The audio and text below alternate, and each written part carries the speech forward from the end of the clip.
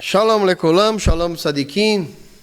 Estamos mais uma vez aqui no Shabat, trazendo uma ministração para você. Hoje não é ao vivo, portanto você que está assistindo a esse vídeo gravado de nossa sinagoga aqui em Curitiba, em nosso Kabbalah de Shabat. A última semana em que estaremos fazendo offline.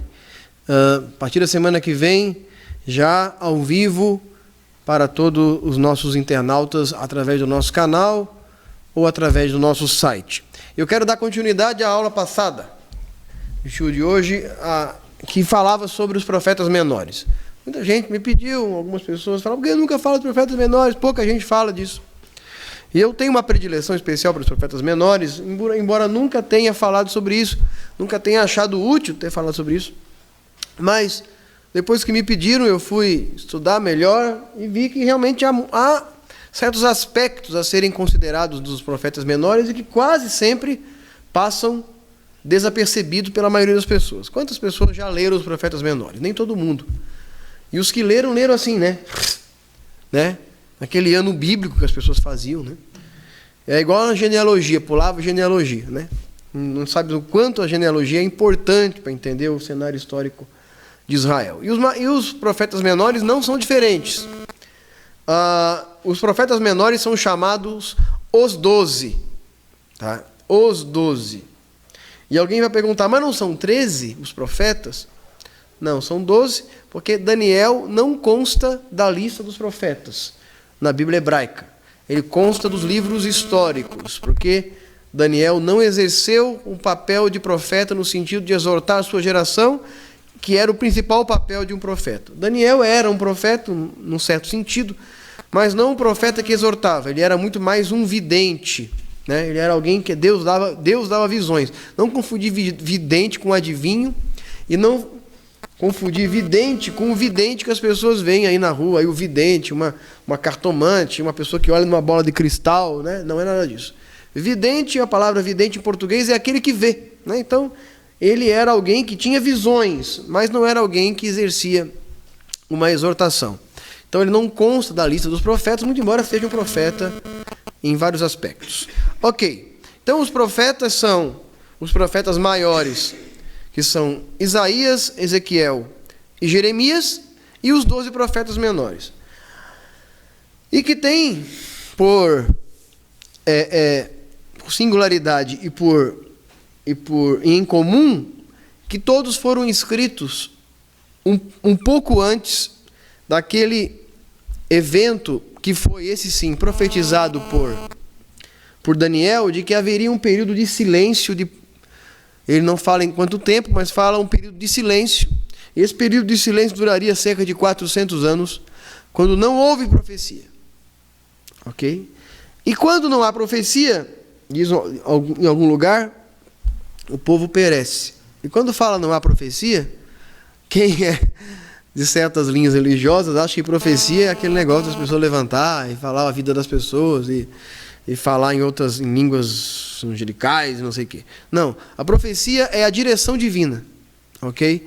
Quando havia profeta, a geração era exortada, mas quando não havia, as pessoas ficavam à deriva de sua própria vontade, e é o que aconteceu no período dos Macabeus, quando não houve profecia. Estou fazendo uma recapitulação da aula passada. No período dos Macabeus, é justamente o período em que a profecia havia sido silenciada e as pessoas se tornaram vítimas de si próprias. Deus se ausentou de falar durante um tempo e também não era o momento que vivemos hoje, porque o momento que vivemos hoje é um momento diferente.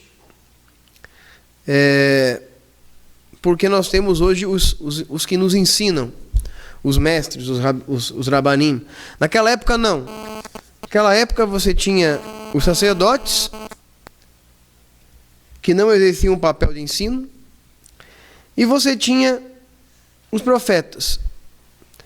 Se você não tinha nenhum dos dois, você ficava à deriva. Muito embora, com o fim do cativeiro babilônico, Esdras ajudou a consolidar toda uma estrutura de ensino através do que ele chamou de a Knesset Agdolá, a grande assembleia, formada de 120 mestres, e que exerceram o ensino da Torá no período pós-exílico. E, subsistindo com ele, contemporâneo a eles, nós temos os profetas menores. Inclusive, no livro de Esdras,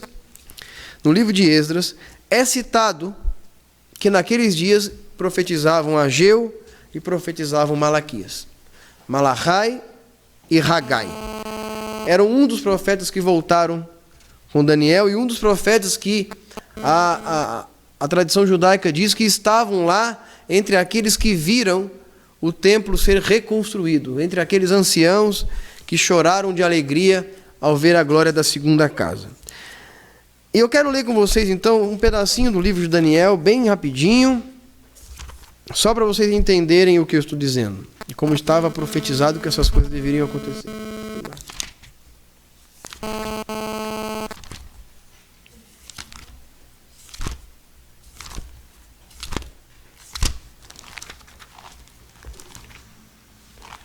Daniel, capítulo 7.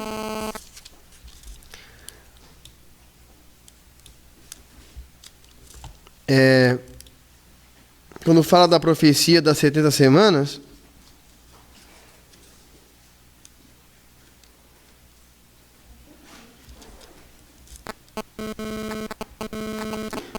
versículo 24, capítulo 9. Foram estabelecidos 70 setenários, ou 70 semanas, sobre o teu povo e sobre a cidade santa, para fazer cessar a perversidade, pôr em termo o pecado, absolver a falta, trazer a justiça eterna, selar a visão e profecia para ungir o santo dos santos. Então, ela está numa ordem invertida cronologicamente.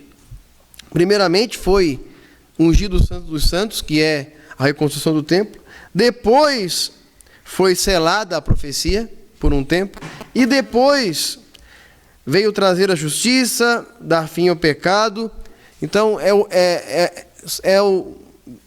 desde da volta para Jerusalém até a chegada de Machia, esses 490 anos estariam estabelecidos e haveria um tempo em que a profecia seria encerrada, seria tirada. Não haveria profecia durante um tempo. Ok? E é isso que está profetizando aqui. É por isso que houve esse período de silêncio. Ok? Por isso que houve o período de silêncio. É o que está dizendo aqui, para selar a visão e a profecia. Ok. Nós temos um outro texto ainda, que está em Isaías, capítulo 29.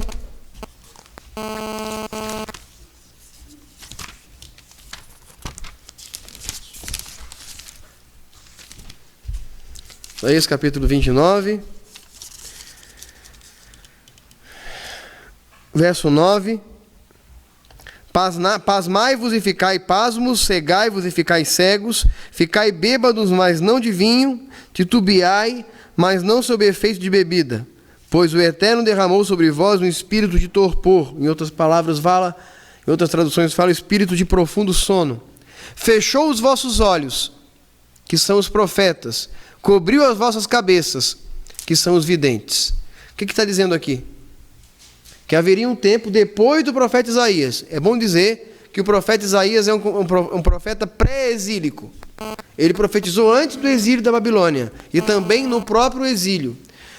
não há um único profeta Isaías, de acordo com os historiadores. Os historiadores identificam 4 profetas Isaías. O livro do profeta Isaías não é a obra de um único homem, dizem os historiadores, mas seria a obra de 4 profetas diferentes. E é por isso que há tanta diferença entre os primeiros capítulos de Isaías e os últimos capítulos. São profecias que não têm nada a ver uma coisa com a outra. O primeiro Isaías é o Isaías que era amigo do rei Uzias, que fala: nos dias da morte do rei Uzias, eu vi o Eterno sentado no alto sublime trono. Esse profeta Isaías é o primeiro profeta Isaías. Aí dizem os historiadores que haveria outros 3 profetas Isaías, que vieram depois dele, e que inclui o livro do profeta Ishaiah. Não se sabe se são discípulos ou se o termo Ishaiah era um termo, não era um nome próprio. Ok? Era um termo para um tipo de profeta que estava acontecendo naqueles dias. Porque são profetas que falam de salvação. O livro de Isaías é o livro de salvação. O tempo todo ele fala que Hashem vai salvar o seu povo. Ele é o livro que mais cita a figura de Mashiach. Por isso, Ishaiah, que significa salvação de Deus. É uma teoria histórica. Mas enfim, o profeta Isaías, pelo menos esse, é pré-exílico. E ele está dizendo que Deus fecharia os olhos, que são os profetas, e as cabeças, que são os videntes. Ou seja, então, estava profetizado de que haveria um período que não haveria profecia. Tá? De novo, é o período posterior aos profetas menores. A revelação de tudo isto é para vós como palavra de um documento lacrado. Agora o Passuque 11. A revelação de tudo isto é para vós como palavras de um documento lacrado, que se dá a quem sabe ler, dizendo: lê isto. E ele responde: não posso, pois o documento está lacrado. O documento, então, é dado ao que sabe ler, dizendo: lê isto. Ele fala: não sei ler. O que significa isso? Que não apenas a profecia seria selada, mas o entendimento dos profetas que escreveram até ali também seria selado. A compreensão, o significado dos profetas. E não é de estranhar que o assunto profecia seja tão pouco abordado no judaísmo. Não vou dizer que não abordado, mas muito pouco abordado. E quando abordado de uma forma muito diferente do que os nossos sábios costumam abordar a própria Torá, de uma forma não tão profunda, né?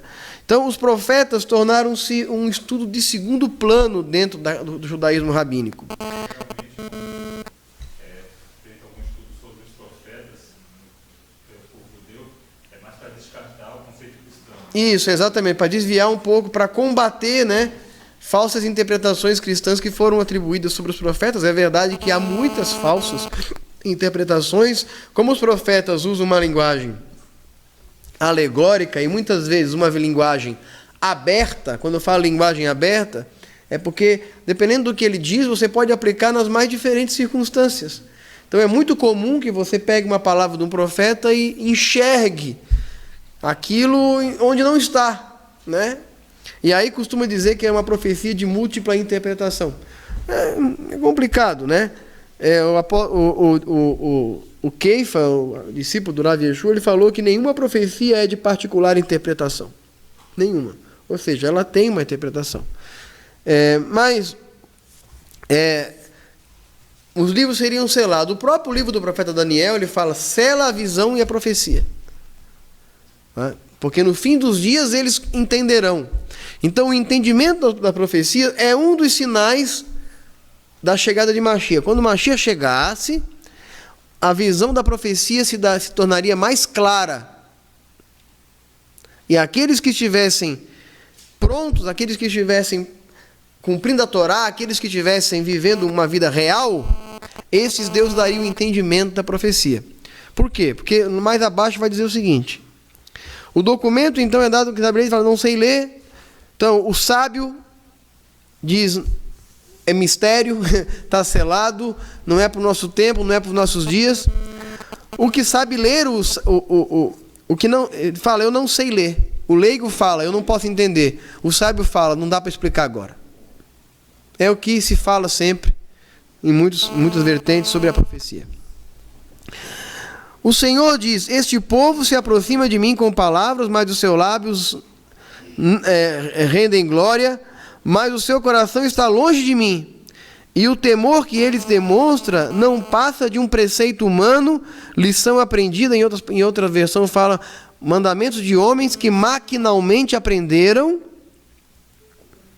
Por isso vou continuar a prodigalizá-lo com prodígios, tanto que a sabedoria dos sábios se perderá e o entendimento dos entendidos sumirá. Então, qual é o resultado de uma vida hipócrita que aquela geração teria? Veja bem, não é o povo judeu, é a geração para quem Isaías está se dirigindo. O resultado seria que a decadência espiritual daquela geração levaria também a sua decadência em termos de entendimento das profecias. Deus tiraria dessas pessoas aqui citadas, os que louvam a Deus com os lábios, mas o coração está longe dele, tiraria deles a capacidade de interpretar as profecias. Tirar a sabedoria do sábio e a cautela do prudente. Então, o que mostra que sabedoria por si não é suficiente. Tá? Que o próprio Deus pode tirar. E aí a gente acaba recorrendo a subterfúgios. Existem hoje subterfúgios para interpretar a Bíblia, muitas vezes fazendo uso do misticismo. Eu, particularmente, estudo o misticismo judaico, estudo a Kabbalah, não ensino Kabbalah, apenas aquela Kabbalah superficial do autoconhecimento. Mas, por quê? Porque na tentativa de se entender as coisas que não estão aparentes, recorre-se a subterfúgios místicos. E é aí que muita gente se perde. É preciso entender que a verdadeira interpretação da profecia, ela vem por orientação do Ruach HaKodesh, por orientação divina, e ela está estreitamente ligada com a nossa relação com Hashem. Ok? Dito isto, o profeta de hoje, o profeta menor de hoje, é o profeta Malachai. Semana passada, falamos do profeta Ovadia, não foi isso? Obadias. E hoje falaremos do profeta Malachai, profeta Malaquias. O profeta Obadias falava especificamente, deveríamos ter falado dele essa semana, porque de fato o que Obadias falou está relacionado com a Parashá de Hukat, porque ele falava de Edom. Parashá dessa semana falou que os filhos de Israel no deserto tiveram que passar pelas terras de Edom. Moshe pediu passagem, eles não deram, e aí Obadias vai citar esse evento e falar: porque não atentaste para a calamidade do teu irmão no dia que eles estavam no deserto. Então é dito que Edom seria destruído por causa de sua maldade. Então Edom, como um inimigo de Israel e como o seu perseguidor, e a profecia de sua ruína, é a temática do livro do profeta Obadias. Mas o livro do profeta Malachai tem como centro outro personagem. E aí toda vez que a gente fala de Malaquias, de Malachai, geralmente lá fora o Malaquias é tido como o profeta do dízimo. Né? Malaquias 3:10, o único versículo do profeta Malaquias que se lê. Na verdade, Malaquias não fala sobre dízimos, Malaquias não fala sobre ofertas, Malaquias não fala sobre isso. Malaquias fala sobre a necessidade do Beit HaMikdash e a necessidade de que Israel trabalhe para que o santuário de Deus seja trazido a esse mundo. Malaquias fala de Êxodo 25:8. Ve'asuli mikdash ve'sherhanti betorem. Construam para mim o santuário e eu habitarei no meio de vocês. Malaquias, um profeta pós-exílico, viu o período em que o Beit HaMikdash estava sendo reconstruído, mas não havia uma disposição das pessoas daquela época total para dar sua parte para construir o Beit HaMikdash. Esdra, quando voltou com o povo, verificou que os sacerdotes haviam ido para os campos, trabalhar nos campos, porque não havia mais sustento para eles. Sem o sustento dos sacerdotes, não havia como iniciar, retomar os serviços e os sacrifícios. Então havia toda uma série de coisas a serem feitas, construir o santuário, estabelecer o sacerdócio, estabelecer os sacerdotes em seus cargos, sustentá-los, e daí Malaquias vai trazer palavras muito fortes contra o próprio sacerdócio. De que o sacerdócio deve merecer também essas coisas. Por exemplo, no versículo 2º, versículo 1º, no capítulo 2º de Malaquias, vai dizer: agora vós, sacerdotes, a vós essa advertência. Se não escutardes e não lavrares o peito de glória, o meu nome, diz o Senhor Todo-Poder, lançarei contra vós maldição e amaldiçoarei vossas bênçãos. Sim, eu os maldigo, porque ninguém dentre vós leva nada disso no peito.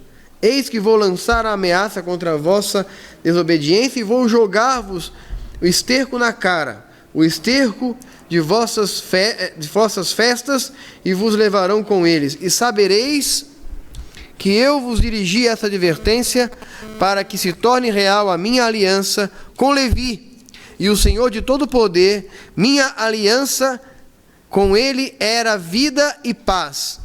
E eu lhes concedia com o temor para adorar diante do meu nome, e ele atingindo viva emoção. Sua boca pronunciava ensinamento verídico e nada de impostura se encontrava em seus lábios. Ele caminhava comigo na integridade e na retidão, afastando muitos da perversão. De fato, os lábios do sacerdote guardam o conhecimento, e a sua boca procura a instrução, porque ele é o mensageiro de Hashem, o Malach Adonai.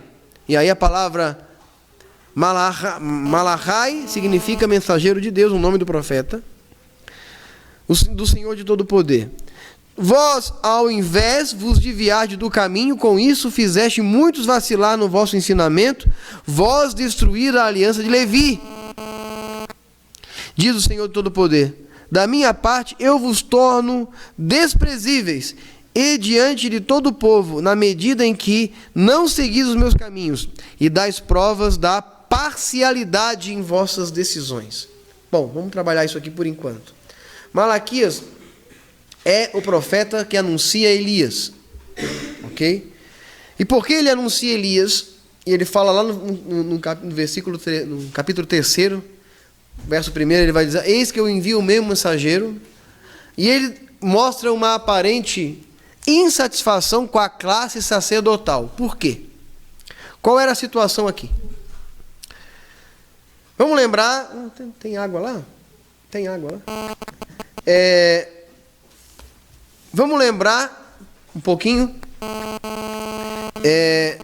o que aconteceu logo depois. Malaquias, um profeta pós-exílico, depois haveria o período de silêncio, e lá na frente, o que aconteceria na época dos Macabeus? O sacerdócio levítico seria profanado, e o sacerdócio e o governo tornariam-se um único poder. Os Ashmonaim, descendentes de Judas Macabeus, assumiriam o cargo de sumo sacerdote, não mais respeitando a linhagem de Elazar. E já nessa época de Malaquias, havia muita relação entre os sacerdotes, os levitas, principalmente da casa de Aharon, e o governo do império. Israel, ou a Judéia, como província, na época, província da Pérsia, já demonstrava que os sacerdotes que haviam sido levados para o exílio haviam encontrado, junto aos governos, lugares de prodígio. E quando voltaram, havia uma certa havia uma certa política já no meio dos sacerdotes. E é essa política que Malaquias vai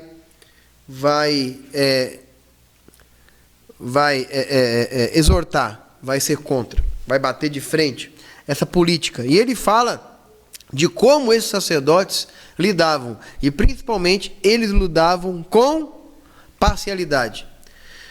Qual era o papel do sacerdote, além, no momento em que não havia rabanim, não haviam mestres, qual era o papel do sacerdote?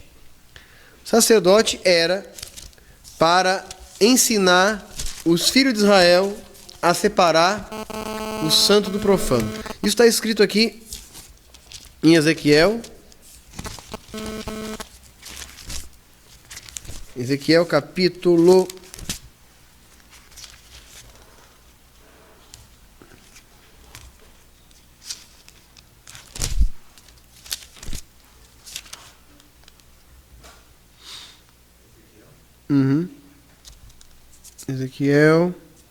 44.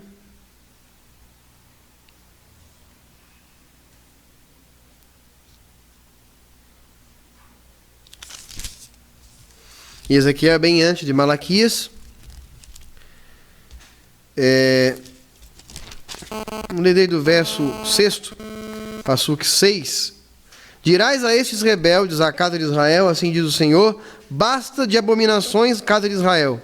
Introduzis estrangeiros incircuncisos de coração e incircuncisos de carnes, para ficarem no meu santuário e profanarem a minha casa. Ofereceis meu alimento e gordura e o sangue, de modo a romper minha aliança com todas as vossas abominações. Então o que tinha acontecido aqui? A classe sacerdotal havia se corrompido nos dias de Ezequiel e estava trazendo goim para trabalhar no templo. Goim, incircuncisos. Não garantistes o serviço relativo a minhas coisas sagradas, como era a obrigação dos levitas e dos sacerdotes, mas estabelecestes estrangeiros a fim de assegurarem por vós este serviço no meu santuário. Assim fala o Senhor Deus: nenhum estrangeiro incircunciso de coração e circunciso de carne entrará no meu santuário, nenhum estrangeiro que mora no meio dos filhos de Israel. Quanto aos levitas, que se afastem de mim. No tempo em que Israel se extraviavam longe de mim, seguindo seus ídolos. Então aquela classe que Malaquias estava contestando, já estava sendo contestada por Ezequiel 70 anos antes. Pelo próprio Deus. Então, Esdras, que era sacerdote, que era Cohen, que era de Levi, ele mesmo estava constrangido diante daquela situação toda que os sacerdotes estavam vivendo.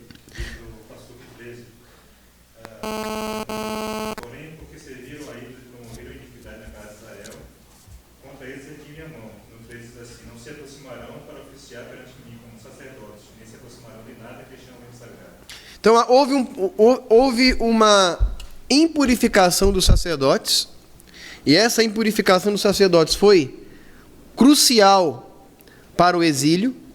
O exílio foi, em muitos aspectos, culpa dos reis, por conta dos ídolos, culpa dos sacerdotes, porque deixaram de fazer seu papel junto ao povo, de pastores. Ezequiel 33 vai falar que eles não cuidavam das ovelhas, mas eles dispersavam as ovelhas. Quando vamos ler lá. E por culpa dos donos de terra, que não libertavam seus escravos e não davam o Shabat da terra. Esses foram os motivos pelo qual o exílio aconteceu nos dias de Jeremias. Diga. Quando ele exalta os pastores. Da época, sim. Na época, os pastores eram os sacerdotes. Essa profecia ela vai se aplicar também aos mestres, mas lá na frente. Os pastores aqui são um símbolo dos guias, daqueles que em cada geração guiam o povo de Israel, ok? Ainda no capítulo 44,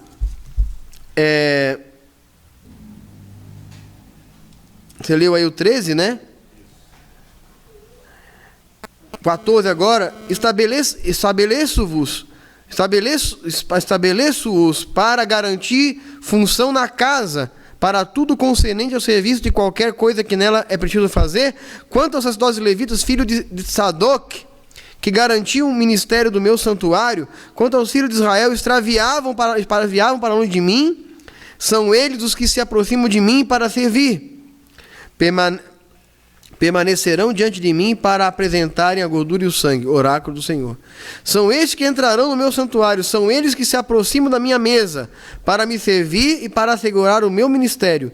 Então, quando entrarem pelas portas do lado interno, aí ele continua falando, né, da solenidade e tudo mais.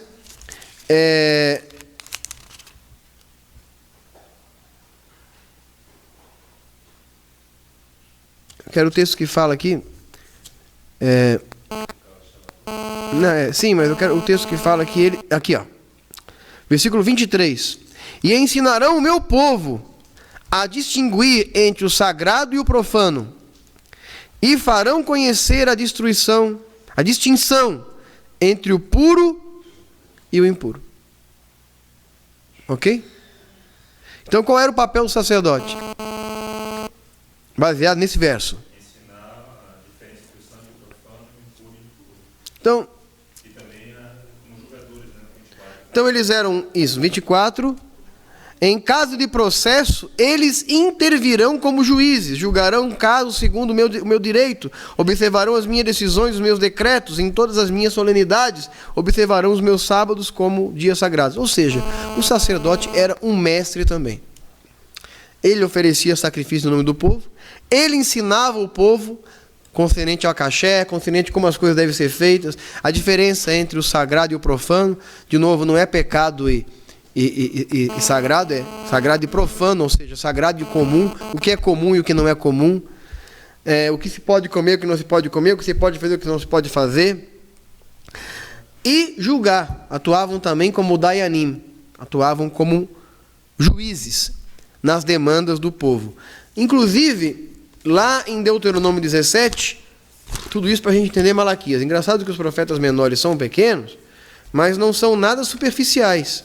Porque o que eles falam com poucas palavras, os outros profetas falaram com muitas palavras. Deuteronômio 17, já lá na Torá, Devarim, capítulo 17, já vai mostrar o papel do sacerdote já naqueles dias. Fala aqui, versículo 8.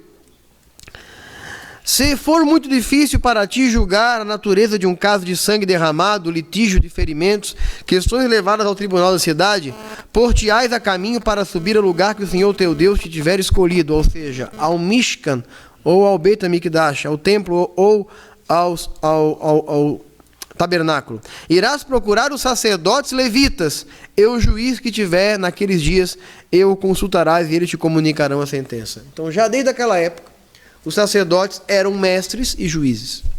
Foram eles que desenvolveram a Alahá, foram eles que desenvolveram a metodologia de interpretar a Torá e que nos deram as cercas em torno dos mandamentos e nos disseram como praticar os mandamentos. Então, tudo isso era papel do sacerdote. Aí em Ezequiel, vamos lá para o capítulo 33, Ezequiel.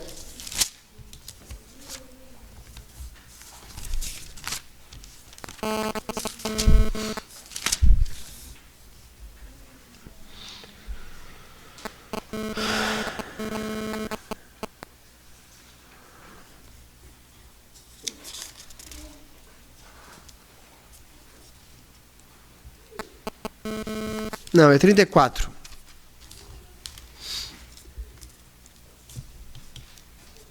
De Ezequiel. Profecia contra os pastores.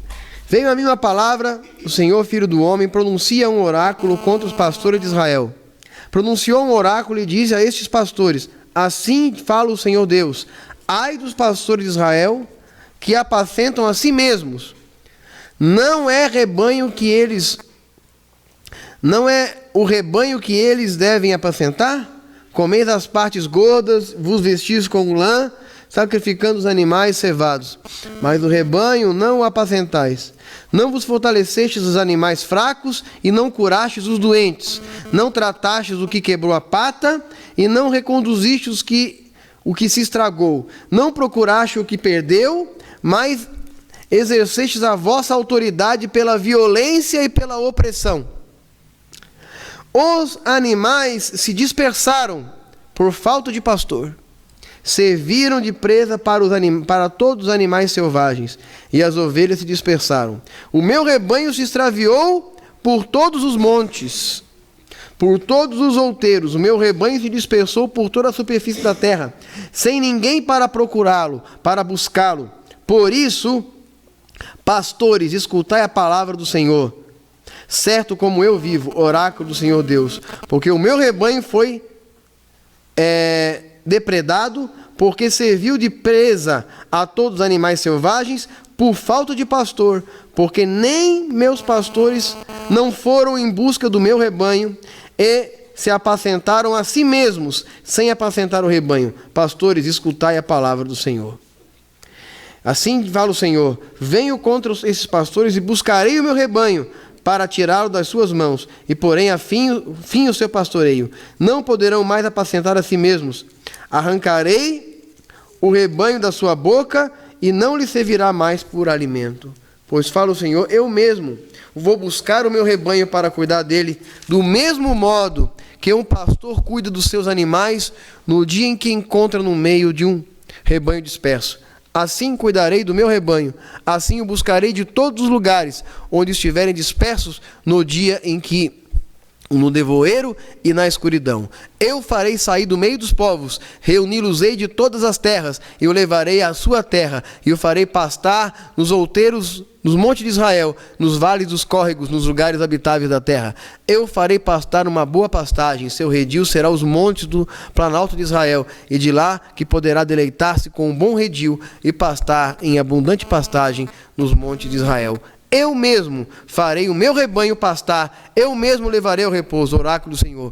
A ovelha perdida eu buscarei, a que se desgarrou eu a conduzirei, a que quebrou a pata eu a tratarei, a enferma eu a fortalecerei, mas a ovelha gorda, a ovelha forte, eu a eliminarei. Farei o meu rebanho pastar segundo o seu direito. Profecia muito contundente, muito forte. Fala da forma, uma das coisas que ele fala aqui, a forma agressiva que os sacerdotes tratavam o povo na época. E aí nós vemos lá um caso dos filhos de Eli, que quando eles levavam o sacrifício, e eles levavam e assavam nas panelas, eles pegavam o garfo do sacerdote, que era uma espécie de tridente que os sacerdotes usavam, e que deveria ser colocado depois para tomar a sua parte. Eles não esperavam isso e tiravam a carne antes que ela houvesse sido cozida para o sacrifício. Então, havia a classe sacerdotal, o cargo sacerdotal, havia se tornado uma elite, uma aristocracia, e que não havia temor e já se havia extraviado seu objetivo. Era apenas uma classe aristocrática que representava politicamente o povo, distante do povo, não se preocupava com o povo. Na época de Malaquias, já existiam, de acordo com Ramban, Maimônides, ele vai dizer que já existiam os primeiros saduceus. Os saduceus da época dos profetas menores, eles eram sacerdotes, a classe sacerdotal especificamente, que cuidava do templo, mas que já não acreditavam sequer na ressurreição dos mortos. Para eles a vida era só isso. Quando você analisa o período do segundo templo, e você conhece o mapa de Jerusalém da época, você vai ver que Jerusalém se dividia em duas partes. A Jerusalém alta e a Jerusalém baixa. Exato. A Jerusalém alta, ela ficava nos arredores do templo. Eram mansões gigantescas, uma grudadas nas outras a partir do templo, e eram ocupadas pela classe sacerdotal. comprar uma casa ali era extremamente cara. Então, algumas famílias judaicas, não sacerdotes, conseguiam comprar casas ali. E dos seus terraços, das suas casas, era possível assistir o que acontecia dentro do templo. E a casa do sumo sacerdote era a maior delas. A casa de Caifás era praticamente colada ao templo. Na parte de baixo de Jerusalém, ainda dentro dos muros, morava a classe proletária, vamos dizer assim, para usar uma linguagem de esquerda aqui. A classe proletária, a classe mais pobre. Então, era muito comum nos dias finais do segundo templo que havia comida e fartura na parte alta de Jerusalém, mas havia total miséria e condições precárias de infraestrutura, inclusive questões sanitárias. Enquanto na parte alta de Jerusalém as condições sanitárias eram modernas para a época e seguiam modalidade romana de sanitárias, de condições sanitárias, que os romanos eram fantásticos nisso. A parte de baixa, a parte da Jerusalém Baixa, era extremamente pobre, praticamente uma favela. Isso mostrava a clara diferença entre a classe sacerdotal e a classe das pessoas comuns, mesmo dentro de Jerusalém. Quando você saía de Jerusalém, murada, e você ia para cima, na região da Samaria, a situação era pior ainda, porque aí você eram pequenas aldeias de pescadores, principalmente, que viviam da pesca, e que já não gostavam, inclusive, dos habitantes de Jerusalém, porque eles eram considerados uma elite. Mas mesmo em Jerusalém, havia essa revolta. E enquanto na parte alta de Jerusalém, e eu estou falando de algo que equivale talvez a 4 quarteirões só da cidade de Curitiba, era um lugar extremamente pequeno, mas para a época havia muita diferença. E na parte de baixo de Jerusalém é onde surgiram as revoltas. Eles então empreenderam uma guerra contra os romanos e acabaram tendo as portas de Jerusalém fechadas e as pessoas morriam de fome. Durante todo o período de sítio de Jerusalém, a parte mais pobre de Jerusalém foi a que pereceu primeiro. A classe sacerdotal foi a última a ser atingida. Isso tanto nos dias de Nabucodonosor, que sucede os dias de Ezequiel, quanto se repetiu nos dias do segundo templo, que aconteceu nos dias do Rav Yeshua, um pouco depois de sua morte, lá no ano 70. Em 67 da Era Comum, o templo foi sitiado, aliás, a Jerusalém foi sitiada, ela ficou sitiada por 3 anos inteiros. Por fim, não entrava e nem saía comida de Jerusalém. As pessoas começaram a morrer de fome. Os corpos eram jogados por cima dos muros de Jerusalém à medida que eles iam morrendo. Os próprios corpos começaram a trazer a peste para dentro da Jerusalém. E enquanto isso, a classe sacerdotal estava tranquila. Elas sequer tomavam conhecimento, porque moravam dentro de suas mansões, sequer tomavam conhecimento do que estava acontecendo na parte mais baixa da cidade. Essa era a situação dos sacerdotes e do povo. Também essa era a mesma situação nos dias que antecederam a destruição do templo, do primeiro templo. E aí nós estamos vivendo os dias de Tammuz. Rosh Chodesh, semana passada, já estamos dentro do mês de Tammuz, e daqui a alguns dias estaremos lembrando do dia 17 de Tammuz. 17 de Tammuz foi o dia em que, de acordo com os escritos bíblicos, foi o dia em que Nabucodonosor cercou Jerusalém. Cercou. E, ao longo de 3 semanas, Jerusalém ficou cercada e ela foi destruída e saqueada e incendiada no dia 9 do mês de Av. Não coincidentemente, quase 500 anos depois desse mesmo evento ocorrido nos dias de Nabucodonosor, esse mesmo evento se repetiu no mesmo dia 9 de Av, no segundo templo, no ano 70 da Era Comum. O templo foi destruído exatamente no mesmo dia. Podemos dizer que é uma coincidência, podemos dizer que foi a Hashem que fez isso, ou podemos simplesmente entender que Roma tenha escolhido esse dia propositalmente para lembrar os judeus de que novamente eles estariam sendo punidos dizendo: não somos nós, é Deus que está nos usando para punir vocês. Vocês devem, de alguma forma, estar merecendo o que está acontecendo aqui. Porque era muito comum que os reis se fizessem verdadeiros mensageiros de Deus, não é? Usavam as datas a seu favor, escolhiam festivais judaicos para cometer atrocidades, no Pêssar, no Yom Kippur, não é? Talvez para dar todo um aspecto profético. Até hoje fazem isso, os terroristas escolhem os dias sagrados para cometer atentados e assim por diante, não é? Bom, essa era a situação dos sacerdotes. Então, Malaquias não é um livro voltado para ofertas, é um livro voltado para o sacerdote, para a decadência do sacerdócio. Nos dias de Esdras é dito que os sacerdotes estavam impuros para atuar no templo. E Malaquias vai confrontar isso. E aí Malaquias, ele se tornará o profeta do Elias, o profeta que anuncia Elias. É em cima do livro de Malaquias que toda a história de que Elias deveria aparecer primeiro que Machia se dará. Mas por quê? O que isso tem a ver com os sacerdotes?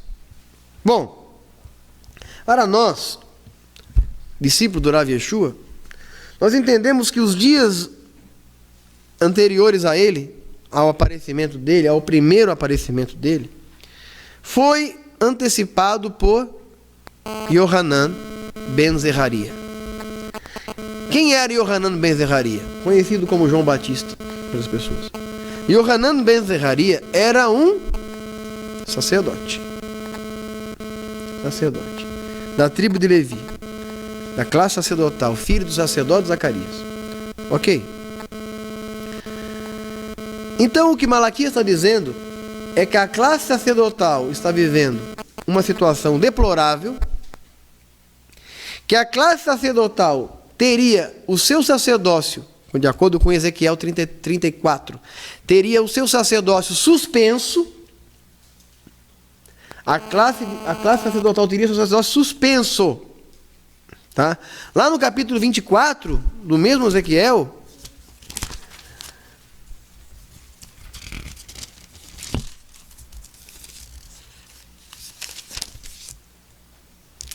na verdade 23,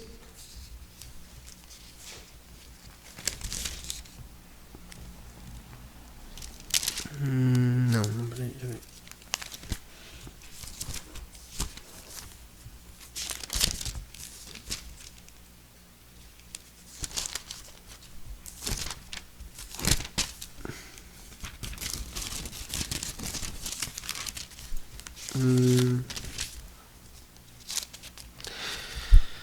Não, é Jeremias. Jeremias, também um profeta pré-exílico. Aliás, o profeta que profetizou o exílio. Jeremias 23. De novo ele vai falar dos pastores. Veja bem. Oráculo do Senhor, verso 1. Pois bem, assim fala o Senhor Deus de Israel, contra os pastores que apacentam o meu povo, vós deixaste o meu rebanho no abandono, dispersaste e ocupaste. Mesma coisa que Ezequiel fala, ele vai falar. Só que ele vai ter um final diferente.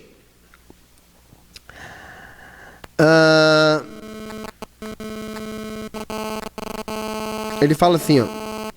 Oráculo do Senhor, verso 5. Dias virão, diz o Senhor, em que suscitarei a Davi um rebanho legítimo, um rei que reina com competência e defende o direito e a justiça na terra. No tempo dele, Judá será salvo, Israel habitará em segurança. Eis o nome que lhe darão. Ele é a nossa justiça, o Senhor. Pois dias virão, oráculo do Senhor, em que não mais se dirá, certo como vive o Senhor que fez os israelitas subirem do Egito, mas sim, crê, certo como vive o Senhor que fez subir e trouxe o descendente da gente de Israel, da terra do norte, de todas as terras onde tinha dispersado, para que estabelecesse em meu solo. Então, o que ele está dizendo aqui? Que os pastores, por um momento, os que eram os sacerdotes, seriam substituídos por Machia. De uma certa forma, o Machia teria função de reunir as ovelhas de Israel.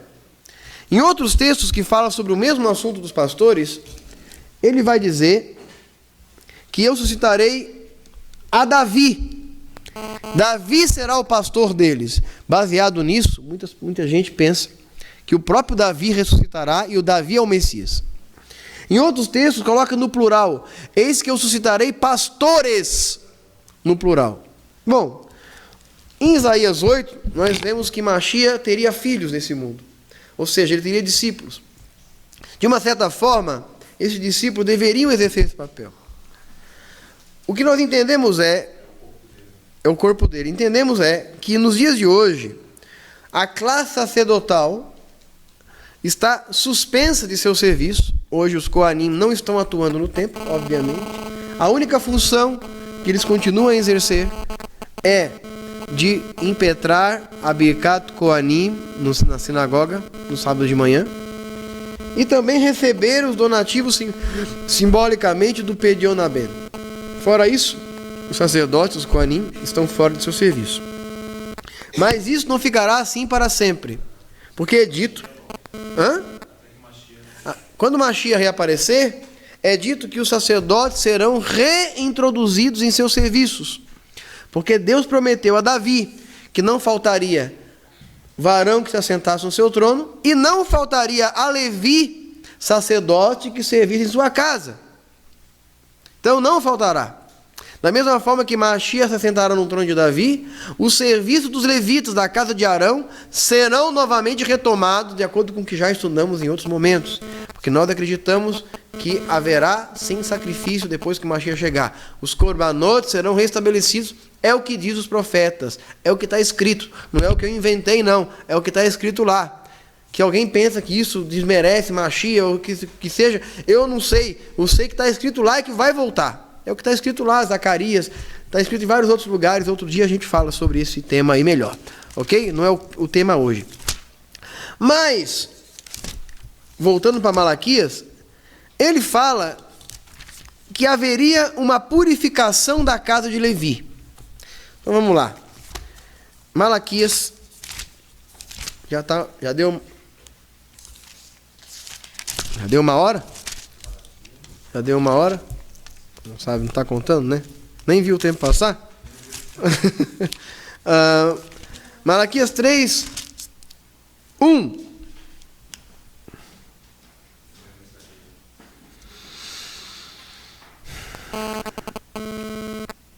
Eis que eu envio o meu mensageiro, e ele aplainará o caminho diante de mim, e de repente virá o seu templo. Então esse mensageiro seria da casa de Levi, seria da casa de Aharon. O Senhor que vós procurais, o anjo da aliança que vós desejais. Quem é o anjo da aliança? Malach Haberit, Mashiach.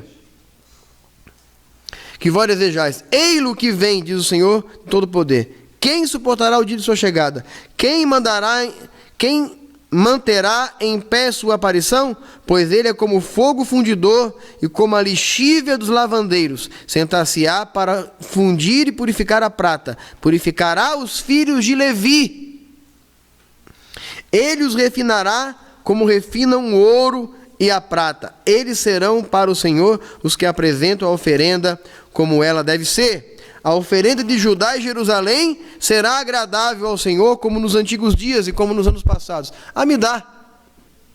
E as oferendas de Judá e Jerusalém serão aceitas como nos antigos dias e como nos anos passados. E eu me aproximarei de vós para o julgamento e serei alento acusador contra os feiticeiros, adúlteros, contra os perjúrios, contra os exploradores, dos assalariados, da viúva, do órfão, os que oprimem os migrantes e que temem e não me temem, diz o Senhor Todo-Poder. Se quem não acredita que eles farão isso novamente como nos antigos dias, no ano passado, não pode rezar a Midá. Não pode nem rezar a Midá.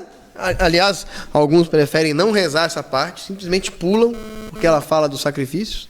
Mas é o que está escrito aqui. Não foi os rabinos que inventaram isso aí, não, e colocaram na Midá. É o que está escrito aqui em Malaquias. O último trecho da Midá, que reconstrói o santuário brevemente nos nossos dias, como nos antigos dias, como nos anos passados, as oferendas de Judá e Jerusalém serão aceitas no teu altar, como nos antigos dias, como nos anos passados. Ok, está escrito aqui, é Malaquias que está dizendo. livro do profeta Malaquias fala sobre o mensageiro que antecederia Mashiach. E fala que Mashiach purificaria a casa de Levi. Então, quando Mashiach chegar, um de seus papéis será recolocar os levitas no seu santuário. Recolocar os levitas em seu devido lugar, para que o templo possa ser reconstruído e os levitas possam voltar a exercer seu trabalho. Por isso que ele é sumo sacerdote. Isso. Acima dos levitas. Em um outro texto que eu não vou citar agora, não vou achar aqui de pronto, fala que haverá paz entre as duas casas, a casa real e a casa sacerdotal. Então, Mashiach virá e reestabelecerá novamente a paz entre essas duas casas. Porque desde os dias de Shlomo HaMelech em diante, nunca houve paz entre a casa sacerdotal e a casa real. Os reis desobedeciam os sacerdotes, seguiam o seu próprio caminho. Os próprios sacerdotes viviam um período de decadência espiritual. Mas Mashiach reestabelecerá essa situação aqui. E quando nós vemos Davi HaMelech vestindo trajes sacerdotais, mesmo sem ser sacerdote e não morrendo, é porque Davi HaMelech aponta para o Mashiach. E Mashiach, apesar de ser de Judá, exercerá um trabalho espiritual de sumo sacerdote em seus dias. Isso aqui é uma coisa interessante. Aí, verso 23, 3:22. 3:22. Na Bíblia Ferreira de Almeida não tem 3:22. Vai ter 4:4. Malaquias. Bíblia Ferreira de Almeida, capítulo 4:4. Na Bíblia Judaica, ou na Teb, 3:22. Ok? Isso. Aí está escrito aqui, termina dizendo aqui.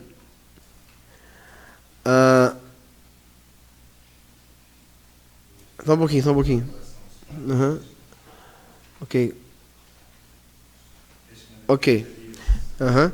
Não, eu estava lendo aqui uns textos anteriores aqui, eu achei interessante, mas vamos lá. Verso 22. Lembrai-vos da Torá de Moshe, da lei de Moisés. As pessoas gostam de dizer, não, a lei não é de Moisés. A lei é de Hashem. Mas o próprio Hashem se refere a ela como a lei de Moshe Rabbeinu. Meu servo, a quem no Horev, no Sinai, dei as leis e costumes para Israel. Veja, ela não deu apenas leis, deu os costumes. O que ele está dizendo aqui é que Moshe também teve por incumbência explicar e dar tradições. Não apenas as 613 mitzvot, mas também sua respectiva interpretação. Estatutos e preceitos. Hukim u'mishpatim. Torá, Hukim u'mishpatim. Aí a canção que antecede o Shema Israel, Ahavat Olam. Eis que vou enviar a vós o profeta Elias, o profeta, antes que venha o dia do Senhor. Grande e terrível dia. Ele reconduzirá o coração dos pais aos filhos, dos filhos aos pais, a fim de que eu não venha para ferir a terra com interdito. Então, há quem diga que o Elias vai ser ressuscitado, há quem diga que Elias é uma geração. A geração que antecede Mashiach é a geração Elial, porque nessa geração haverá um reatar de relações antigamente rompidas, ok? E em função desse texto de Malaquias, o Rav Yeshua é interpelado sobre ele. Lá em Mateus, capítulo 17, e também vai se repetir lá em Marcos 9, vamos ler em Mateus, capítulo 17, verso 10, os seus talmidim o interrogaram dizendo, por que dizem os escribas que Elias deve vir primeiro? Eu acho interessante essa pergunta. Se Malaquias diz, por que eles fizeram essa pergunta? Isso é a prova de que o conhecimento das profecias nessa época não era generalizado. Já tinha começado a se extinguir. Não, já não havia mais. Nas sinagogas lia-se Moshe Rabbeinu, lia-se as Haftarot, que não são todos os profetas, apenas aqueles trechos. Mas não se estudava devidamente as profecias. Ok? Por quê? Elias vem primeiro. E ele respondeu, de certo Elias vem primeiro, estabelecer e restabelecerá tudo. Mas vos digo que Elias já veio, e em vez de reconhecê-lo, fizeram com ele tudo o que quiseram. O Filho do Homem também vai sofrer da parte deles. Então os discípulos entenderam que ele falava de Yohanan, o batizador. Ok? Então, para o Rav Yeshua, o Elias daquela época era Yohanan. E ele tinha vários aspectos que, de fato, o comparavam ao profeta Elias. Os reencarnacionistas chegam a dizer que Eliyahu era a reencarnação de Elias. Para nós, ele era alguém que tinha o espírito de Elias, ou seja, aquele espírito que Deus deu a Elias, Deus deu a Yohanan. Ele tinha, inclusive, se vestia da mesma forma que Eliyahu. Se vestia com pelos de camelo, não com pele, com pelos. O pessoal confunde isso.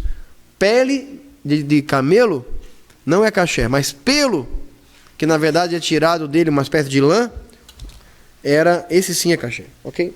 Bom, ele se vestia com essa roupa praticamente de mendigo e vivia no deserto. E ele era descendente dos Koanim, era descendente de Aharon, da família de Aharon. Seu pai era sacerdote.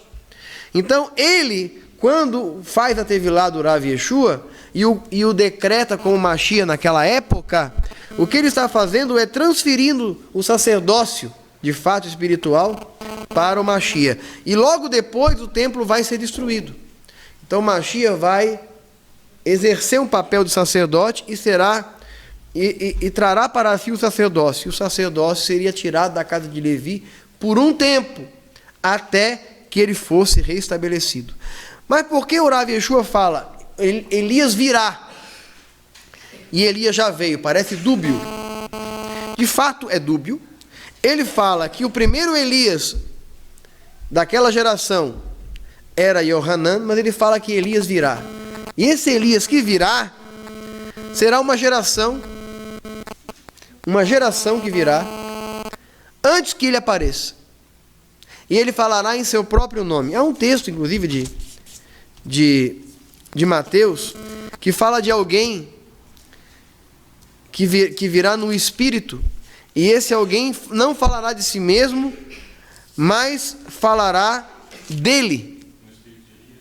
Não é o Espírito de Elias. É um texto de Mateus, não vou achar agora.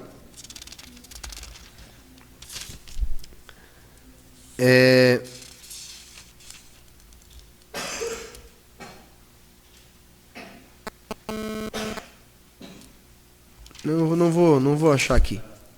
Mas é um texto que ele fala que vai vir a uma pessoa, é em Mateus, que uma pessoa específica se levantaria. E aí a gente não sabe se ele está falando de uma pessoa de verdade, ou se ele está falando de uma geração de pessoas, mas enfim. Ele fala que... não vou achar aqui. E essa pessoa não falaria de si mesma, mas falaria dele. O revelaria antes de sua chegada. Bom, eu acredito, vivemos a geração que antecede a Mashiach. Se não nós, nossos filhos, que sejam em tempo próximo. Todas as gerações tiveram a incumbência de trazer Mashiach ao seu tempo. Que a nossa geração encontre méritos para isso. Malaquias, portanto, é o profeta que anuncia a restauração do templo, que anuncia o dia em que Hashem voltará a habitar no meio de nós, fala do profeta Elias e fala do próprio Mashiach. Malaquias é tudo isso. Os profetas menores não são apenas isso. Os profetas menores são tudo isso. E é bom que a gente entenda exatamente o que eles dizem, porque há muita coisa escondida a ser descoberta nos profetas menores. É isso. Continue com a gente. Até o nosso próximo encontro. Shabbat Shalom. Shalom Lekulam. Shalom Tzadikim.